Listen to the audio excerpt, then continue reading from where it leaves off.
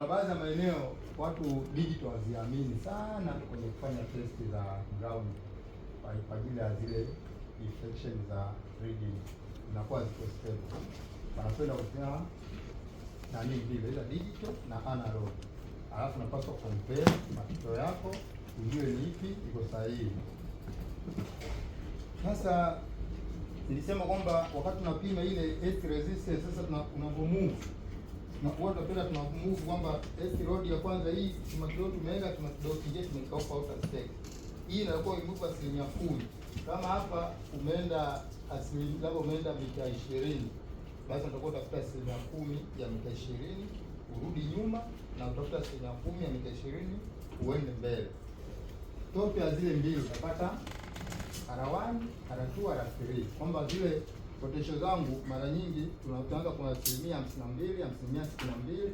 na 72%. 62 nasema ndio inakuwa ni actual value. Actual value hata kufanya summation ya zile pointi zako kwamba umepima kwenye ile position ya 62%, nikarudi kwa 52% ambayo ni 10% na nikaenda mbele kwa 72%. Nikijumlisha zile nikigawanya kwa 3 utapata value ulipata kwenye 62%. Kwa maana actual value ya 1% inatokea kwenye 62% ya total ya ile length distance ya outer state. Kwa kama unakwenda kwa vipimo, lakini cha kwanza nataka uzingatie height ya electrode yako imezama umbali gani. Inatakiwa isipungue, bora izidi. Ikipungua maana yake utakuwa una interfere zile results zako. Kwa hiyo kwambia unachukua distance inakuwa ni greater or equal to 5 times length ya earth electrode iliyozama chini. Baada hapo ukipata ile value unatafuta 62% ya hiyo point ndio inakuwa center ya inner state au voltage probe.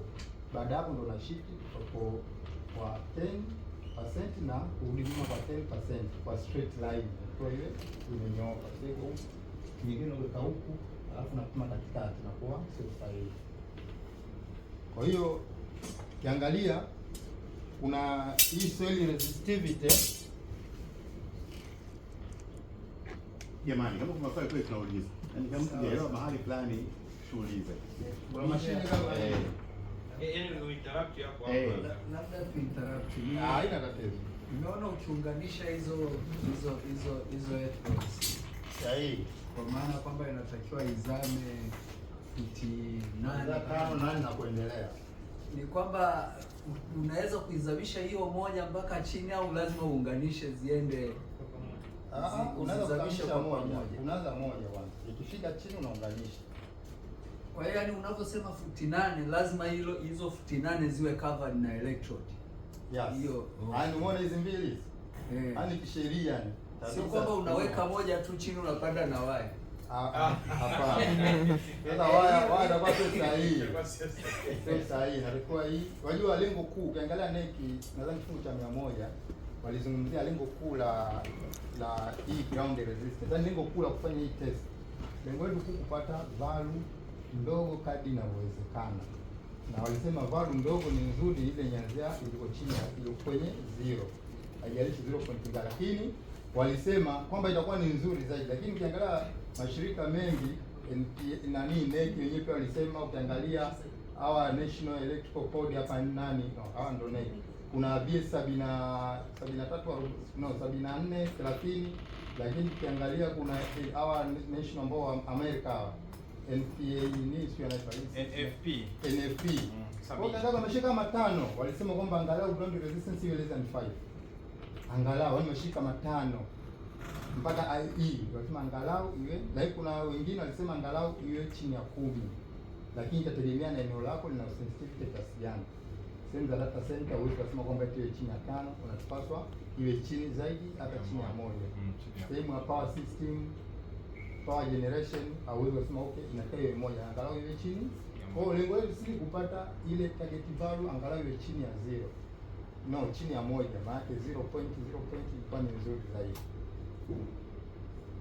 Swali la pili, nashukuru hiyo tumeipata hiyo. Ndio.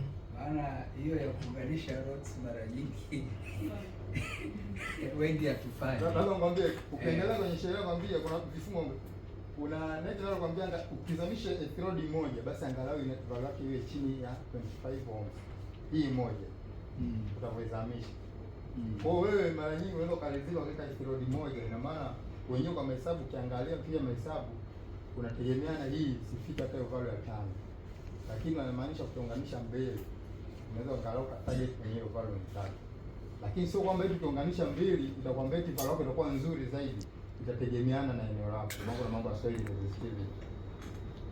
si ndio? Tunakwenda kujua katika kitu ambacho kina gharama na watu ambao tunakisahau, testing design. Testing design ilikuwa ifanywe mwanzo kabisa, ni kabla hata hiki kama chuo hiki tunavyoona kilivyo, hata majengo hayapo. Unaenda pale kuna collect data, kufanya data analysis hizo, baadaye kwenda kutafuta hiyo target value unayotaka. Nadhani walimu atafundisha kesho. Kwa hiyo unaposema kwamba nataka kwamba negative electrode yangu imridhishe hapa mteja, mradi ikae isome, lakini je, unasoma kwa madhumuni gani? Na mara nyingi tunapenda kutumia chumvi na mkaa, yaani sana tunatumia chumvi na mkaa, lakini chumvi na mkaa ukiangalia stari yake ikoje na connections zako unazitumia zikoje, katika kitu ambacho kinaua eti yako isifanye kazi ni zile connection. Kwa weak connection hizi joint, na mara nyingi tunatumia vi connect ambavyo sio stable, lakini ukiangalia kama hizi U-bolt hizi ziko strong sana, unaweza ukaifunga hapa na spana na ikakaa vizuri. Kwa hiyo unatumia vile connector tu, na umenunua na kanani ngale, ukifunga tu imepasuka, unapiga tu tape unasema ishakaa, lakini kiuhalisia utakuwa umejidanganya. Okay, sasa